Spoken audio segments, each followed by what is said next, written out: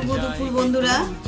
আজ দুপুর বেলায় খাবার থালা নিয়ে হাজির। দেখো আজকে কি কি রান্না করেছি, অনেক কিছু রান্না হয়েছে। তো চলো কি কি রান্না হয়েছে তোমাদের সঙ্গে শেয়ার করি, আর তার মধ্যে কোনটা কোনটা তোমাদের পছন্দ তোমরা কিন্তু কমেন্ট করতে ভুলো না। তো চলো, প্রথমেই তো রয়েছে সাদা ভাত, সাথে রয়েছে লেবু আর শসা, আর এরকম ব্যাট পাঁপড় নিয়েছি, সাথে রয়েছে লাউ চিংড়ি আর লাউয়ের খোসা ভাজা। এই খোসাটাকে কালো জিরে আর কাঁচা লঙ্কা দিয়ে ভেজেছি। এখানে রয়েছে পেঁপে দিয়ে ডাল, আর রয়েছে মাছের মাথা।